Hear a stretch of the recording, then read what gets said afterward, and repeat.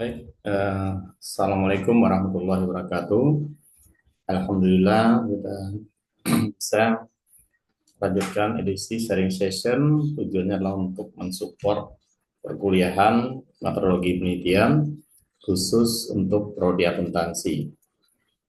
Pertama saya ingin mengucapkan terima kasih atas tugas yang telah diberikan atau yang dikerjakan dan di-upload di Google Drive yang alhamdulillah sudah mengikuti atau sudah melakukan tugas semaksimal mungkin.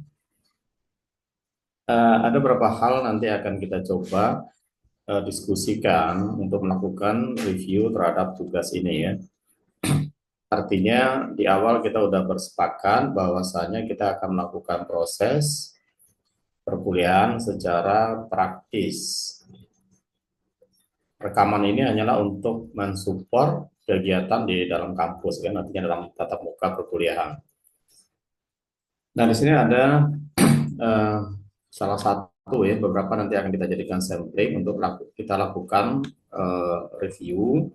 Sekali lagi saya tidak pernah membicarakan salah atau benar kan, tetapi kita coba sama-sama membangun bagaimana kita bisa menentukan ide penelitian baik kualitatif atau kuantitatif yang relevan dengan prodi.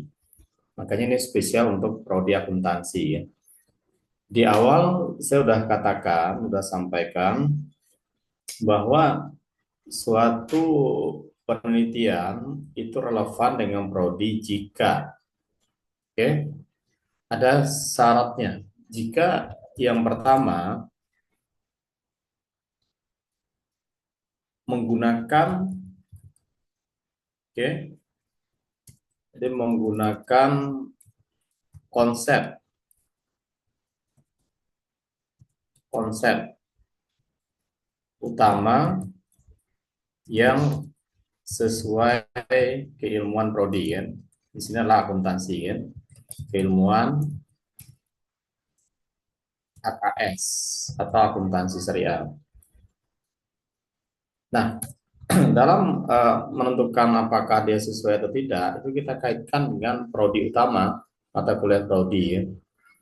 Ya tentu kita bisa sendiri mengevaluasi apakah ini sesuai atau tidak kan. Maka di sini ada dua keyword nanti kan, kata kunci yang kita gunakan. Yang pertama kalau risetnya adalah kualitatif, oke,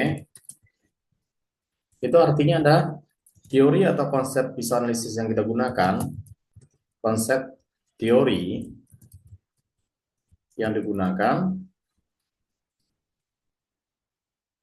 adalah sesuai ya dengan core prodi ya.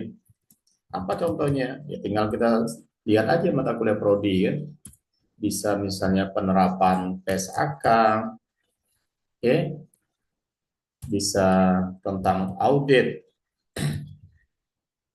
bisa tentang ya akuntansi murni ya, atau dalam pajak lah kalau kualitatif lebih misalnya pajak ya X karena akuntansi itu pakainya ini PSAK dan akuntansi murni, ini audit atau pajak ya. Nah ini visual analisis yang kita gali adalah terkait dengan tiga skop atau ruang lingkup riset ini. Kalau dia kualitatif, maka kita fokus utamanya adalah ke pisau analisis atau konsep utama, misalnya analisis penerapan PSAK, analisis apa penerapan, kajian apa kan. Intinya adalah ada satu poin yang di depan itu sebagai fokus utamanya. Misal analisis penerapan PSAK 409 dalam meningkatkan kinerja dalam meningkatkan kualitas laporan keuangan. Artinya apa? Kita tidak meneliti kualitas laporan keuangan, itu hanyalah dampak atau efek dari suatu penerapan akuntansi sesuai dengan PSAK 409. Efeknya apa? Kalau PSAK-nya dilaksanakan secara benar, maka kualitas laporan keuangan akan lebih baik. Maka akuntabilitas keuangan akan lebih baik. Kan? Jadi ini cara berpikirnya harus kita coba betul-betul pahami biar ruh riset kualinya dapat kan. Analisis PSAK ya, misal 409 nanti kan dalam meningkatkan apakah kualitas laporan keuangan, apakah akuntabilitas keuangan, akuntabilitas keuangan, apakah misalnya apalagi ya, kepercayaan ya, kepercayaan stakeholder, kepercayaan muzaki misalnya. Itu sah-sah saja. Tapi tolok ukur sebenarnya akan kita teliti adalah PSAK tadi. Apakah suatu lembaga pengumpul zakat atau pengelola zakat telah menerapkan, menjalankan proses prosedural PSAK yang sesuai dengan standar tadi? Apakah sudah melakukan proses akuntansi sesuai dengan standarnya? Standarnya apa ya? PSAK 09, 409. Dampaknya itu bebas. Kita tidak meneliti kualitasnya, kita tidak meneliti akuntabilitasnya, kita tidak meneliti kepercayaan, tapi adalah suatu efek. Kalau PSAK tadi diterapkan secara benar, maka akan mengakibatkan peningkatan kualitas, akuntabilitas, dan seterusnya kan. Masalah data, masalah boleh aja kita melihat dari kualitas, apakah dia berkualitas, boleh dari akuntabilitas dan seterusnya kan. Tapi yang penting kita tidak meneliti itu hanya sebagai embel-embel untuk pemanis atau keterangan dari fokus penelitian kita atau PSAK 49 tadi kan. Oke, itu bisa dipahami ya. Misalnya yang kedua, kalau kita berpikirnya secara kuantitatif, nah ini kuantitatif, maka yang dikatakan relevan adalah variabel Y. Variabel Y sebagai tolok ukur kan. Tolok ukur utama kan. Penelitian atau fokus. Atau di sini adalah fokus. Nah, untuk melihat apakah dia relevan dengan akuntansi apa enggak, maka dilihat dari variabel Y tadi. Variabel Y kan bisa aja tentang macam-macam gitu kan, sama aja tentang akuntansi, sama tentang audit juga boleh kan, sama. Tapi cara berpikirnya beda kan, ataupun tentang pajak gitu kan. Artinya dia dikatakan sebagai variabel utama itu terhadap Y, terhadap pengaruh. Nah ini kalau bisa di dalam judul pengaruh X1 misalkan, X2 dan X3 kalau kita gunakan 3 ya, terhadap Y. Oke, baru pada boleh kan, titik-titik kan, atau dalam kurung studi pada boleh kan, itu bebas ke sebagai pemanisnya, tempat atau lokasinya. Nah, dikata relevan kalau Y-nya tadi, Y-nya sesuai akuntansi, sesuai prodi ya. Jadi kalau kita mencari artikel relevan, maka yang dicari adalah variabel Y-nya sebagai keywordnya. Yang bisa kita gunakan apa kemarin publish or perish, ada aplikasinya yang sudah saya share di grup, atau menggunakan semantic scholar atau menggunakan Google Scholar itu bebas. Tapi yang kita cari adalah Y-nya harus sama. Masalah X-nya ya bebas. Nanti akan kita lihat berapa X yang digunakan. Sehingga ini akan menimbulkan suatu ide kita melakukan penelitian. Gitu ya, kalau kuantitatif udah tegas, Y-nya apa, maka Y itu harus selalu sama kan. Oke, kita lihat review tugas yang sudah Anda sampaikan. Oke, yang pertama ini sampling aja ya. Kita tidak tahu ini salah atau benar kan. Nah, kalau ini kan dia ngambil judul kan. Kalau judul pengaruh mudharabah, musyarakah dan ijarah terhadap profit, maka keywordnya keywordnya itu adalah kata kuncinya itu adalah berada pada variabel Y. Oke, jadi keywordnya di sini adalah harus profitabilitas. Anda tinggal kumpulkan, tapi topiknya adalah profitabilitas, profitabilitas. Artinya kita kumpulin semua artikel kan yang bicara Y-nya profit. Kadang di judul artikel tuh dia tidak terang benderang kan. Bisa judul itu dibuat seksi, maka untuk mencari variabel Y itu bisa dilihat dari abstrak atau kesimpulan. Di artikel yang bagus di abstrak dia sudah termaktub berapa variabel Y yang digunakan, termasuk juga kesimpulan. Tapi kalau di judulnya udah jelas kayak gini, otomatis kan udah kelihatan pengaruh pembiayaan mudharabah terhadap profit. Artinya apa?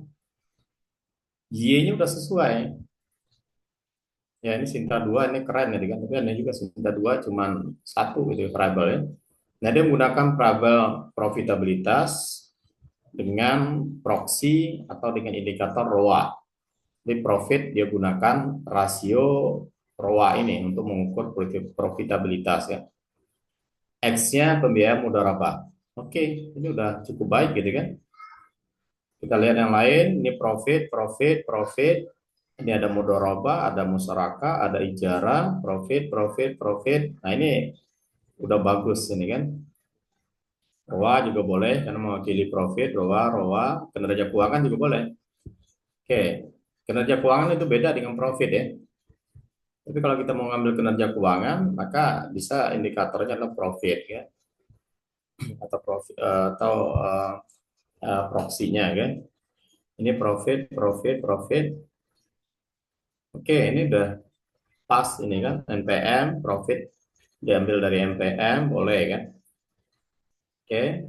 Nah, di sini kan banyak. Kita lihat X-nya banyak nih, musyarakah, mudharabah, ijarah, bla bla bla kan, dan segala macam kan. Tapi relatif mereka udah sama kan. Nah, ini sebenarnya udah bisa kita jadikan suatu riset ditindaklanjuti. Orang kan udah banyak meneliti nih. Nah, itu nanti ya untuk menemukan masalah. Kita hanya bicara cara menemukan ide kan. Oke, ini kan udah ada yang bahasa Inggris kan. Oke kan. Sinta Jurnal Nasional Bahasa Inggris, Jurnal Sinta 5 Proceeding. Oke, artinya apa? Kenapa kita melakukan ini? Agar kita meyakini bahwa topik ide yang kita ambil itu pasti didukung oleh suatu teori kan. Orang udah banyak meneliti ya. Karena syarat dalam penelitian kuantitatif harus ada teori yang mendukung hubungan atau pengaruh X yang kita ambil terhadap Y. Oke, ini udah baik. Silakan ini bisa dijadikan pedoman acuan untuk rekan-rekan yang lainnya kan. Apalagi ini ada Sinta 2 ini kan. Ada Sinta 3 itu kan. Simpel sebetulnya bicara Sinta kan. Silakan nanti Anda ambil jalurnya jalur publikasi nanti ya, tidak pakai skripsi juga boleh nanti kan. Oke, ini untuk satu contoh yang cukup baik ya. Ya relatif baik lah. Tinggal pengayaan untuk membangun modal itu nanti kita mencari ide ya. Nanti idenya Anda udah dapat ya, Anda melihat Y-nya topik penelitian yang akan Anda lakukan adalah tentang profitabilitas, akan dipengaruhi oleh berbagai faktor kan. Silakan nanti mau diambil 2, 3 dan seterusnya kan. Atau di kombinasi yang lain itu di topik bahasan yang lain. Oke, kita lanjut nyari tugas yang lain. Ini juga tidak bicara salah atau benar ya. Nah, berikutnya ini bicara penerapan akuntansi syariah dan transparansi terhadap kinerja keuangan. Nah, kalau lihat dari judulnya dia kan bicaranya terhadap kinerja karyawan. Nah, ini yang perlu kita evaluasi. Dari judul tadi kita sepakati dia dikatakan relevan kalau Y-nya. Ini kalau kita bedah X-nya ada dua nih. X1 penerapan akuntansi syariah ya, AKS. X2 transparansi keuangan, Oke. Y-nya apa di sini? Y-nya kinerja karyawan. Nah, ini kan Artinya kita bisa logikakan, ya. Kita bisa berpikir secara logika, kan. Apakah dengan penerapan AKS, akuntansi keuangan syariah, akuntansi syariah, dan transparansi keuangan, itu efeknya bisa meningkatkan kinerja karyawan? Aneh kan? Kinerja karyawan kan tidak dipengaruhi oleh, apa maksudnya kinerja keuangan itu kan? Kalau kinerja keuangan bisa. Kita lihat judulnya apa dalamnya. Terhadap kinerja pegawai, gitu kan? Ya, yang pasti Y-nya tidak relevan dengan akuntansi kan. Fokus penelitian kita bicara ini kinerja karyawannya adalah manajemen sumber daya manusia, bukan berarti ini tidak boleh diteliti gitu kan. Tapi relevansinya bukan ruang lingkup akuntansi syariah. Sama kayak judulnya, pengaruh akuntabilitas, pengawalan dan transparansi terhadap kinerja pegawai. Nah, ini bisa karena kinerja pegawai itu akan dipengaruhi oleh pertanggungjawaban dia, pengawasan yang dilakukan dan transparansi ya. Apakah transparansi juga memengaruhi kinerja, gitu kan? Ini transparan masalahnya kan. Kalau kinerja itu kan tinggal diketik aja apa faktor yang memengaruhi kinerja karyawan. Itu pasti akan keluar X-nya. Tapi sekali lagi, ini jangan kita gunakan walaupun ada kalimat penerapan akuntansi syariah, tapi kita utamakan Y-nya itu harus sesuai dengan akuntansi. Kalau kinerja keuangan bisa, tapi kita pastikan apakah benar kinerja keuangan dipengaruhi oleh apa aja kan? Dipengaruhi apa aja? Nah, ini yang perlu kita cari apa namanya artikelnya apa saja kan? Oke, ini kuantitatif. Tapi kalau kinerja karyawan nggak relevan, bukan nggak boleh diteliti gitu kan? Makanya kan kelihatan ini kan di jurnal ada ada kinerja keuangan, pengaruh akuntabilitas dan transparansi dan kompetensi terhadap kinerja keuangan. Oke, nah ini boleh, tapi keywordnya diganti gitu loh. Keywordnya adalah kinerja keuangan dan disesuaikan lagi semua artikel-artikel yang kita kumpulkan yang mana Y-nya harus sama. Nah, ini kan kerja keuangan ada nih satu, ini jangan, ini oke ada kerja keuangan. Jadi kalau Anda pengen kerja keuangan, ambil atau cari yang kinerja keuangan aja, jangan kinerja karyawan. Kenapa nggak boleh Pak? Karena itu adalah bukan wilayah kita. Walaupun X-nya ada nih, akuntansi syariah. Bukan tidak boleh diteliti ya, tapi ranahnya adalah bukan akuntansi. Ini kelihatan nih jurnal ekonomi Islam. Kalau ekonomi Islam boleh, dia ruang lingkupnya luas, masuk ekonomi, PBS dan segala macam kan. Ini Sinta 2 ini kan. Nah, Sinta 2 kan kerja karyawan. Jadi ya saya tidak recommended kan. Karena ini walaupun pengaruh akuntansi syariah terhadap motivasi dan kerja karyawan, fokus kita adalah di motivasi dan kerja karyawan. Ini adalah Y-nya. Apakah akuntansi syariah akan meningkatkan motivasi? Kan aneh gitu kan. Tapi anehnya Sinta 2 gitu kan. Jadi bisa juga dikatakan bahwa Sinta 2 tidak selalu bagus gitu kan. Logika konsep aja membingungkan gitu kan. Masa akuntansi syariah bisa meningkatkan motivasi dan kinerja karyawan, sedangkan akuntansi itu adalah proses, prosedur, pencatatan, proses informasi keuangan gitu kan. Apa hubungannya dengan motivasi? Walaupun hubungan jauh di seberang lautan mungkin ada, tapi dalam suatu riset hubungan itu harus didukung suatu teori yang kuat. Saya pikir tidak ada teori yang menyatakan bahwa akuntansi syariah itu bisa membuat orang termotivasi gitu kan, bisa membuat kerja orang bagus gitu kan. Kayaknya yang masuk di logika berpikir. Jadi sebenarnya bicara uh, riset penelitian, apalagi kuantitatif, di samping teori yang mendukung, kita cara berpikir logika kita juga harus kita logikakan, masuk akal apa enggak gitu kan? Ya kan kalau menurut saya sih enggak masuk akal. Masa akuntansi bisa meningkatkan kinerja karyawan? Kita anggaplah kinerja karyawan boleh diteliti kan? Masa kinerja pekerja karyawan dipengaruhi oleh akuntansi gitu kan, masa motivasi dipengaruhi oleh akuntansi, padahal itu adalah manajemen sumber daya manusia kan, perilaku karyawan kan. Human Research Development ya. Tapi dia Sinta 2. Nah, itu tadi yang saya katakan. Tidak semua Sinta ini bagus. Kita lihat yang satu lagi nih, Sinta 2 juga. Pengaruh akuntansi syariah dan transparansi keuangan terhadap kinerja karyawan. Sama aja kayak tadi kan. Ini khawatir ya, Sinta 2 semua ya. Keren juga nih Sinta 2. Kinerja karyawan, tapi jurnalnya akuntansi ya. Hubungan akuntansi syariah dan transparansi keuangan dengan kinerja karyawan. Ya. Ya, tapi saya melihatnya tidak relevan ya dengan akuntansi ya. Karena fokus dikatakan relevan itu adalah di apa namanya di variabel Y-nya kan. Oke ya nanti silakan nanti disesuaikan dengan prodi kita yaitu prodi akuntansi syariah kan. Next terakhir nanti sisanya nanti di kelas kita diskusikan kembali besok Senin insya Allah kan. Terakhir ada beberapa ini ya. Oke, nah terakhir kita coba satu atau dua masih bisa ya kalau nggak mati ya. Pengaruh inflasi, likuiditas, dan bagi hasil terhadap deposito mudharabah. Artinya sama kayak tadi, fokusnya deposito mudharabah.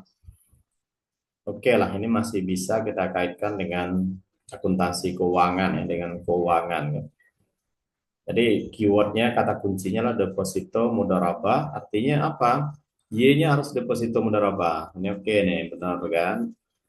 Deposito mudharabah dan segala macam. Y-nya udah sesuai.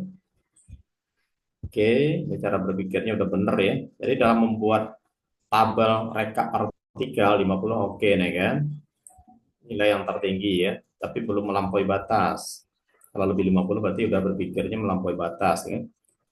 Oke, jadi cara berpikir dalam membuat rekap artikel atau ide penelitian itu juga harus diseriusin. Itu akan kelihatan mana kita yang tidak serius, bukan tidak bisa ya, mana yang serius itu akan kelihatan dari hasil kerja ini kan. Oke, variable X-nya ya bebas lah segala macam kan, mau inflasi mau apa gitu kan. Makanya kenapa kita perlu melihat kualitas jurnal, itu kita akan mengadopsi ya, bahwa kita akan melihat mencontoh sesuatu yang terbaik. Terbaik ya Sinta 2, Sinta 1 kan. Tapi kalau tidak ada boleh mundur ke Sinta 3 kan. Tapi kita akan prioritaskan rujukannya adalah Sinta 1, 2, dan 3. Kenapa ini penting? Karena ini salah satu indikator bahwa artikel yang dipublikasi itu adalah sudah melalui suatu proses yang benar gitu kan. Jadi dia menggunakan inflasi, likuiditas, bagi hasil, dan seterusnya.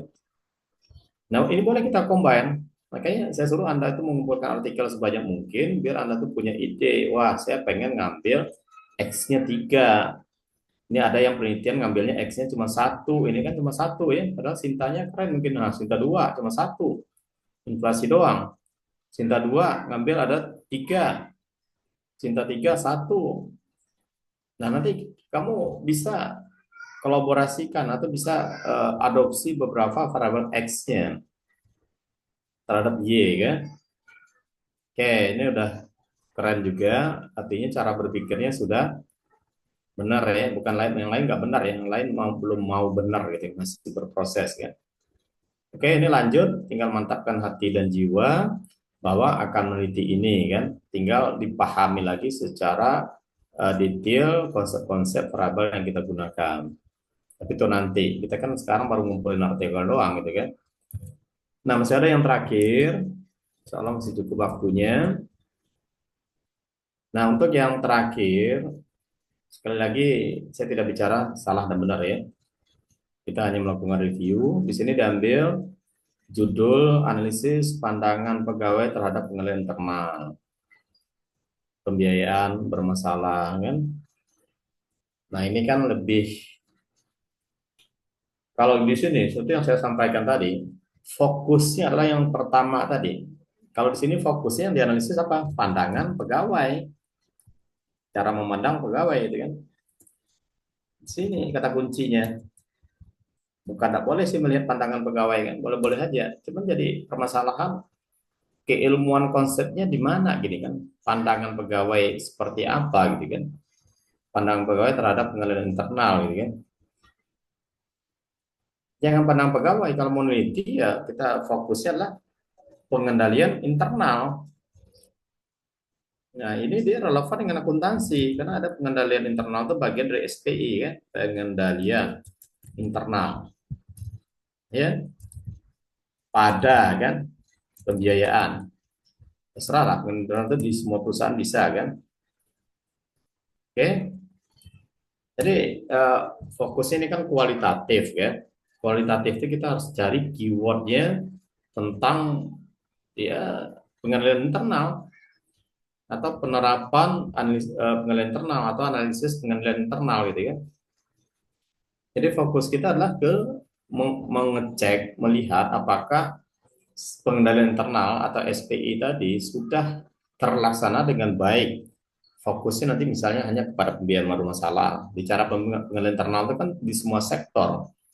Jadi dalam suatu organisasi itu ada fungsi pengendalian internal adalah mengecek semua sistemnya apakah sudah patuh atau sesuai dengan standar ataupun regulasi yang diterapkan kan.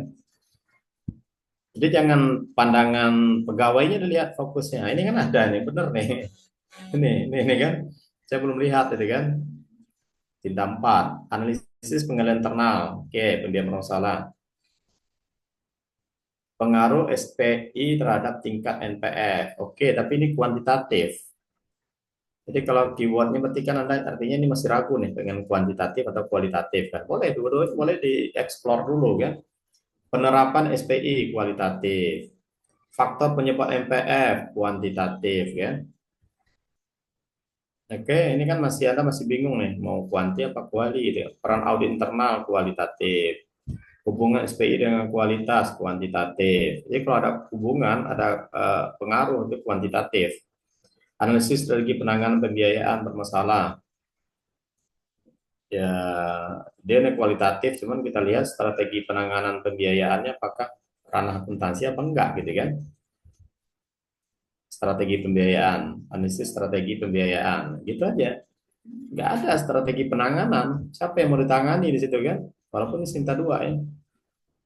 Bukan saya nyalahin ya, saya lebih fokus bahwa judul itu harus clear, strategi penanganan. Bahasa Indonesia baku aja bingung. Kalau strategi itu udah penanganan gitu kan, strategi itu adalah tindakan. Jadi yang dianalisis itu adalah strategi pembiayaannya. Di dalamnya ada nanti penanganan. Kan. Oke, ini nggak masalah, tinggal tinggal difokuskan. Ini kan lain lagi nih peran manajemen risiko. Berarti fokusnya manajemen risiko. Analisis restrukturisasi ini fokusnya adalah restrukturisasi, lari dari SPI kan. Implementasi, oke, determinan ini determinan lagi, determinan adalah faktor yang mengaruhi NPF tadi gitu kan, internal faktor. Ini belum fokus ya, kelihatan belum fokusnya di sini nih. Kita lihat aja di variabel Y-nya, NPF, NPF, ini NPF. Nah ini udah kualitas aset apakah NPF? Oke lah kalau kita NPF kan, NPF. Jadi kalau Anda mau kuantitatif, artinya adalah NPF. Nah, ini nggak boleh ada yang lain di sini. ROA nggak boleh, fraud nggak boleh, pengungkapan nggak boleh, NPF. Kalau mau kuantitatif, nggak boleh profit gitu, nggak boleh tingkat disclosure kan.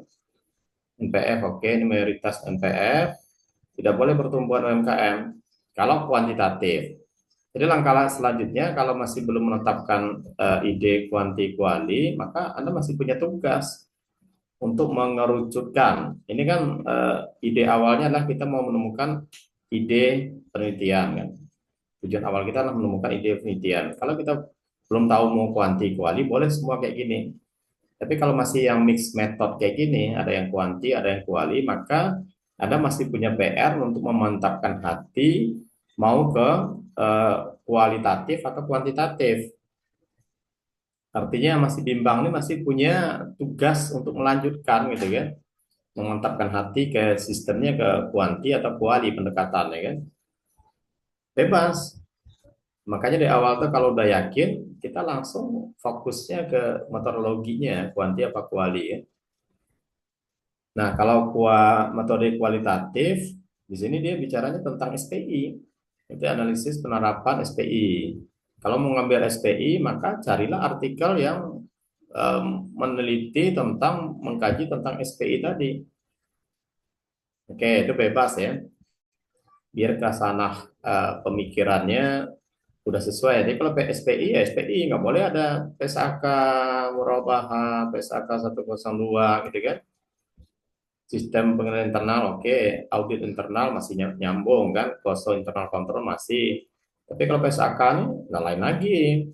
Fokusnya udah beda ini kan, tentang PSAK. Terus riset zakat lain lagi, PSAK-nya lain lagi gitu kan.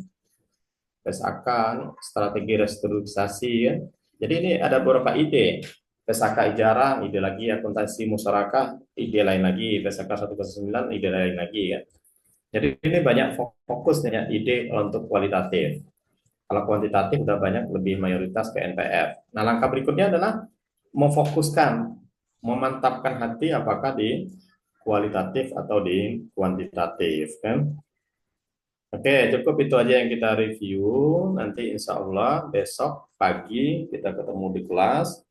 Kita akan eh, selalu saya akan bicara, kita harus mantapin dulu cara berpikir risetnya, ide risetnya. Kalau ini udah mantap, maka langkah berikutnya akan lebih gampang. Inilah sebagai fondasi dalam melakukan suatu penelitian. Kita menemukan ide, kita menemukan fokus, masalah tempat, lokasi itu bebas nanti kan. Nah, kalau ini semuanya sudah sejalan, artinya kita sudah sama-sama paham, maka langkah berikutnya, step berikutnya adalah kita mengerucutkan ke riset problem kan. Artinya bagaimana strategi kita untuk menemukan masalah, bukan mengada-ngada ya, tapi logically cara berpikir menemukan masalah atau mengidentifikasi masalah. Oke, masalah judul nanti belakangan. Walaupun tadi di awal kita udah judul, nanti judul masih fleksibel kan. Yang penting nanti ada masalah. Dan kalau kita tahu menemukan masalah, insya Allah semua pasti ada masalah. Tidak ada yang perfect. Secara teoritis, baik kuantitatif ataupun kualitatif, tidak ada pencapaian implementatif itu 100%. Maka pada saat teori tidak berjalan sesuai dengan fakta di lapangan, itu masalah. Dan saya sampai detik ini masih meyakini bahwa masalah itu pasti akan selalu ada. Tidak usah Anda pikirkan.